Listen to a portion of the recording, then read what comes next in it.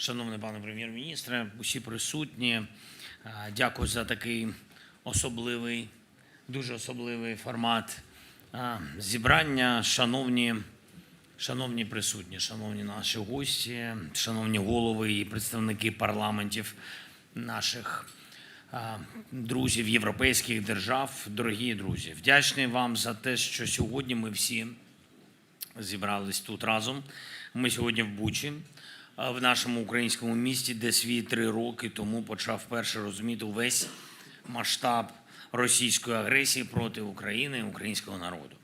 Світ тоді побачив убитих цивільних на вулицях, як в цьому відео, на вулицях Бучі, побачив докази знущань, побачив докази катувань, які свідчили, що це не просто війна однієї держави проти іншої, це повномасштабне протистояння двох систем, нашої з вами, європейської системи, в яких життя та гідність людини мають значення, і системи російської, в якій будь-кого можуть вбити, з будь-кого можуть знущатись, будь-кого можуть позбавити дому.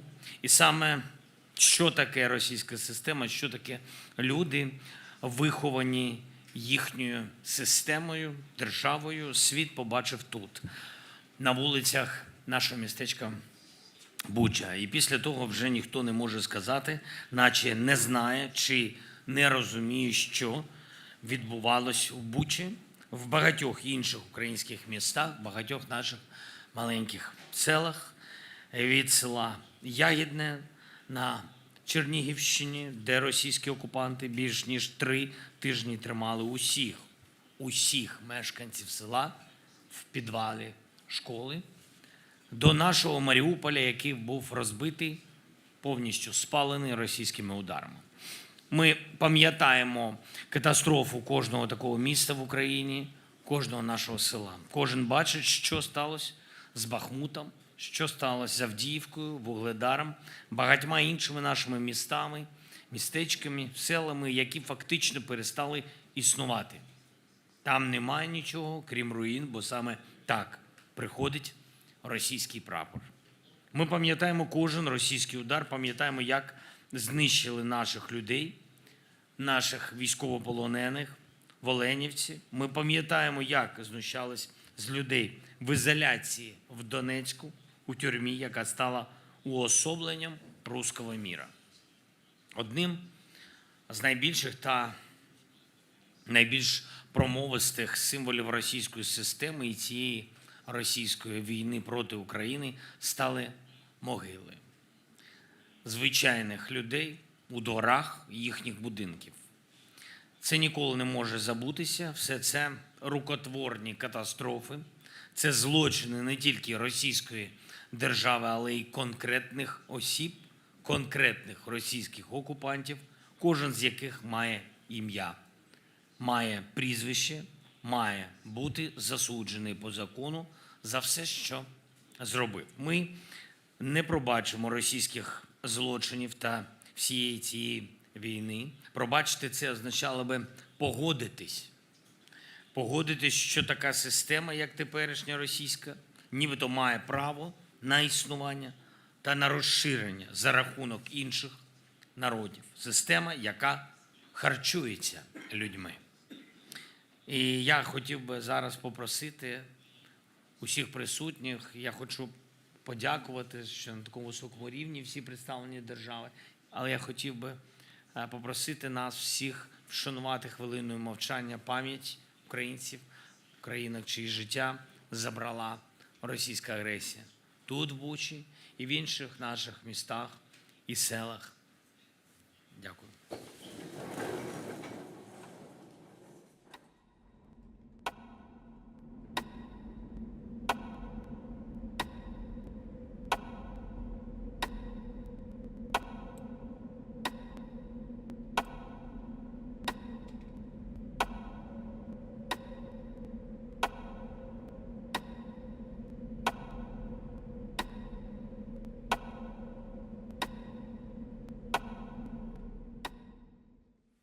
Дякую дуже.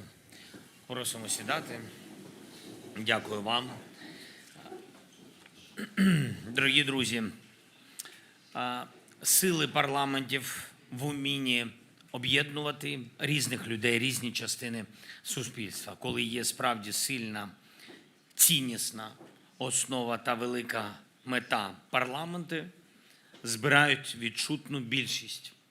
Нам всім потрібна саме така сила єдності, нам всім потрібна така відчутна більшість. Ми всі хочемо завершити цю війну якнайшвидше, гарантованою безпекою, що дуже важливо, тривалим миром і достойно. А що це означає?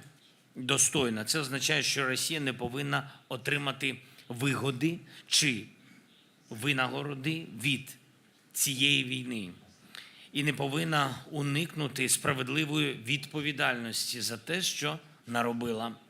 Не може бути нормалізація зла, тобто просто повернення ставлення, як було до того, що ми всі бачимо зараз, до такої Росії. Зафіксовано вже більш ніж 183 тисячі злочинів, пов'язаних з агресією Російської Федерації.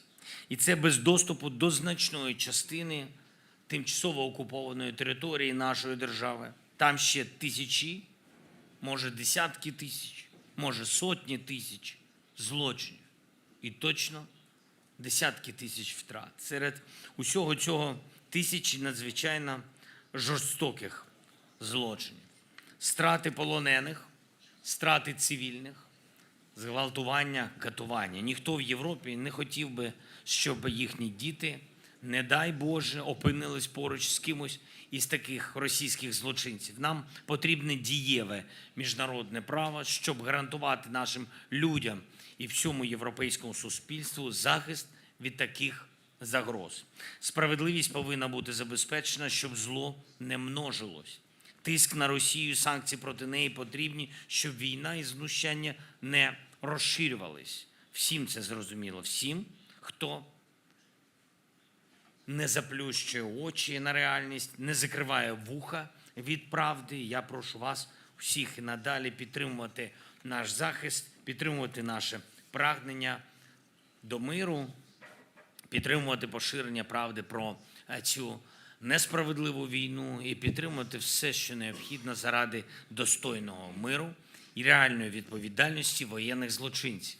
Будь ласка, пам'ятайте, що Буча – це не десь там, в Україні, це те, що може статись в будь-якій європейській країні, якщо наша з вами єдність зараз не спрацює заради реальної відповідальності Росії за цю війну. Дякую ще раз вам за підтримку, за участь в цьому важливому саміті. І дякую вам від всього нашого народу, що ви з перших днів разом з нами підтримуєте життя в Україні. Життя і боротьбу за це життя. Слава Україні! Дякую. Дякую дуже.